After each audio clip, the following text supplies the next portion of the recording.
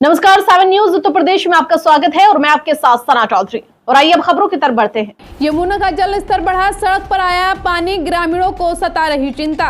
बंगाली घाट, विश्राम घाट, दोब घाट आदि की सीढ़ियां पूर्ण रूप से डूब चुकी हैं, तो वही देहात क्षेत्र में भी शेरगढ़ के गांव बाबूगढ़ में यमुना का जलस्तर बढ़ने से सड़कों पर पानी आ गया है।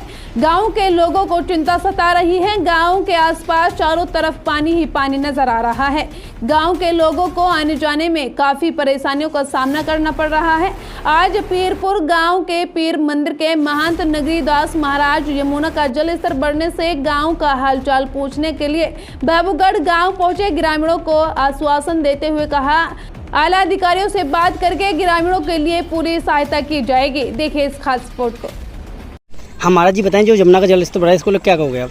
देखिए, हर वर्ष की भांति जी तीसरे वर्ष भी ऐसी यमुना का जलस्तर बढ़ा था जी। और हमारे इस यमुना के स्तर में विशेष करके खादर के जो गांव हैं जी, जैसे बाबूगढ़ है जी, गुलालपुर है, धीमरी है, दाऊजी है, बेहटा है, नंदी नगरा है, ये हमारे करीब 6-7 गांव जो इस थाना शेरगढ़ के अंतर्गत आते हैं जी।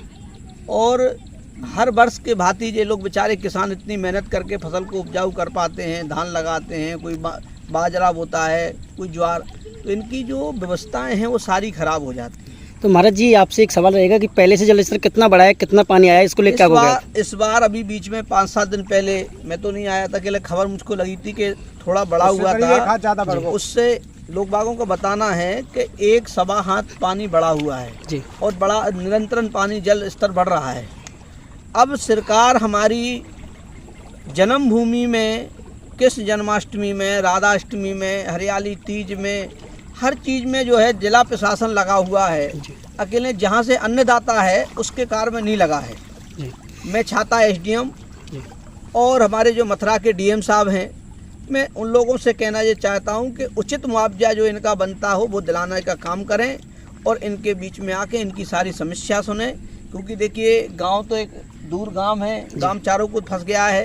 रात बरात में किसी महिला के बालक को कोई बात हो, ऐसी हारी बीमारी, बहुत सारी समस्याएं रहती हैं। साधन नाव की कोई सुविधा नहीं है यहाँ। तो प्रशासन की ओर से कोई किस तरह की सुविधा नहीं दी जा रही है? कोई भी प्रशासन की तरफ से ऐसी कोई व्यवस्था नहीं है कि रात के किसी महिला को डिलीवरी की दिक्कत पड़ जाए, किसी बच्चे को दिक्कत हो जाए, तो वो अपने बच्चे को जीवन और मौत के बीच में उसको लड़ना पड़ेगा।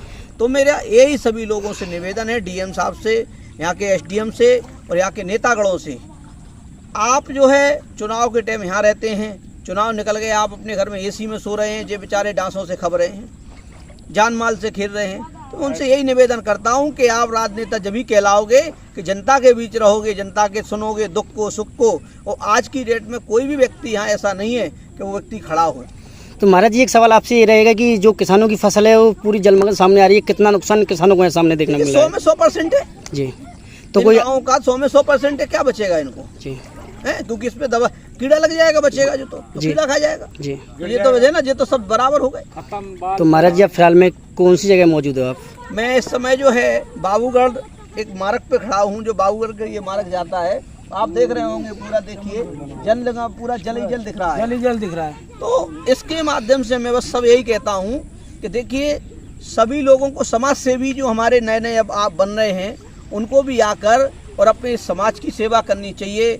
चाहे उनकी अन्न की करें, चाहे उनकी अपने दवाई की करें, चाहे उनकी जो है स्वास्थ्य की करें, जो भी उन पे बन जाए वो भी आके सेवा करें।